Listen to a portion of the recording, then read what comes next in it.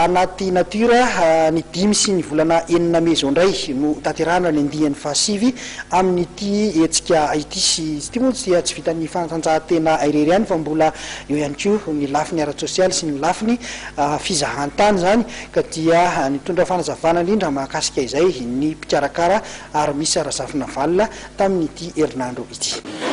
Ty andihan'ny fahasivy ity moa zany dia toy an'le efa nataontsika hatramin'izay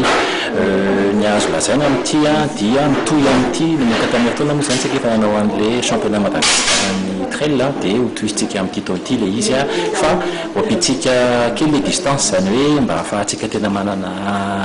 sportif manan-talenta amin'ny trail dia ataontsika amin'le distance 65 km le izy dia ankoatran'izay moa zany tsy misy fivana ny lalana fa le lalana ataontsika tamin'ny heritonda iny zany hoe le lalana vaovao tamin'ny heritonda mbola ho tohizatsika satria tamin'ny heritondatsika nanao an'le trail mialy eo Marseille ivelany tao Antananarivo dia iny lalana iny ihany zany no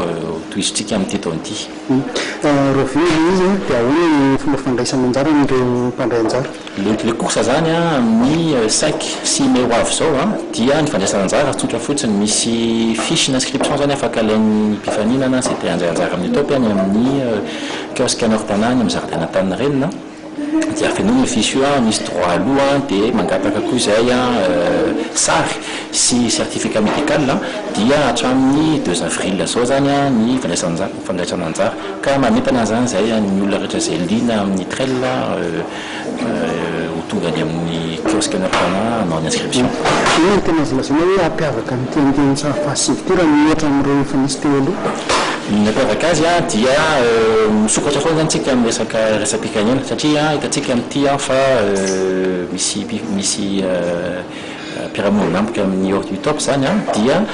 tamin'ny heritonda zany tsika efa nandefan'ireo mpifaninana hazakazaka ny ivelany ary amin'ity izy vao mafisina satria misy mpifaninana ho alefatsika any La Réunion, ho alefatsika any Maurice, ho alefatsika any Frantsa dia ny mampiavaka azy amin'ity ny teneniko teo hoe eo amin'ny azo lazaina hoe fanatsarana zany amin'ny ambiance moa zany hitako hoe latsaka kely tamin'ny heritonda fa izahana iny hanatsarana anazy. Ary mampiavaka azy moa zany amin'ity taona ity hitantsika fa maro dia maro ireo orinasa manoka mandray anjara amin'ilay izy ka manakevitra izay amin'ity hanao karazana challenge ho an'ireo entreprise orinasa ka entana zany ny orinasa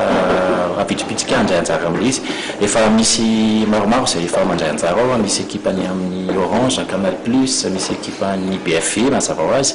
dia misy koa any ekipa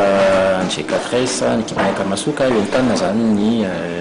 orinasa zany